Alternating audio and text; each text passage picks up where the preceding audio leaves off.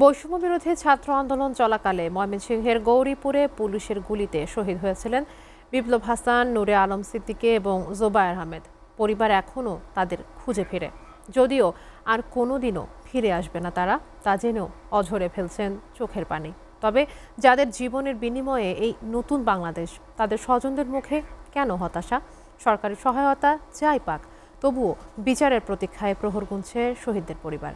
ময়মনসিংহ থেকে আওলাদ রুবেলের প্রতিবেদন।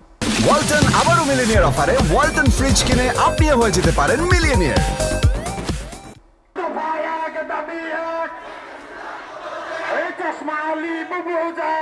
বৈষম্য বিরোধী ছাত্র আন্দোলন চলাকালে গত বছরের ২০ জুলাই জেলার গৌরীপুর উপজেলার কলতাপাড়া এলাকায় পুলিশের সাথে ধাওয়া পাল্টা ধাওয়া ও সংঘর্ষে গুলিবিদ্ধ হয়ে শহীদ হন বিপ্লব হাসান, নূরে আলম সিদ্দিকী ও জুবায়ের আহমেদ। এদের মধ্যে শহীদ বিপ্লব পড়াশোনার পাশাপাশি তেলের মিলে শ্রমিকের কাজ করে সংসারের হাল ধরেছিলেন। মাদ্রাসায় শিক্ষকতা করে সংসার চালাতেন নূরে আলম সিদ্দিকী, আর জুবায়ের ছিলেন দোকানি। জুলাই আন্দোলনে শহীদ নূরে আলম সিদ্দিকী ৭ মাস পর ফুটফুটে কন্যা সন্তানের বাবা হন। তার মেয়ে সাবরিনা বিনতে সিদ্দিকীর বয়স এখন ৬ মাস।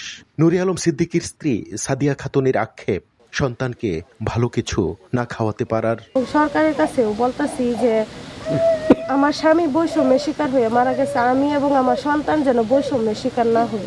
জুলাই মাস সন্তান হারানোর মাস উল্লেখ করে চোখের পানি ফেলে শহীদ বিপ্লব হাসানের আত্মার শান্তি কামনায় সকলের দোয়া চান তার বাবা। জুলাই মাসে সব থেকে বড় কষ্ট লাগতেছে আজকে সেটাই বড় বিষয়।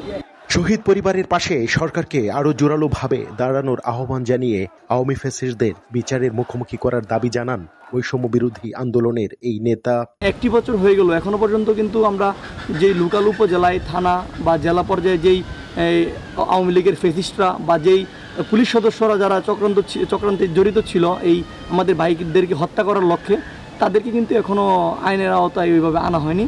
বৈষম্য বিরোধী আন্দোলনে ময়মনসিংহ, গৌরীপুর এবং ফুলপুরে 6 জন সহ দেশের বিভিন্ন স্থানে আন্দোলনে অংশ নেয়া 41 জন শহীদ হন। আওলাদ রুবেল, এসটিভি, ময়মনসিংহ।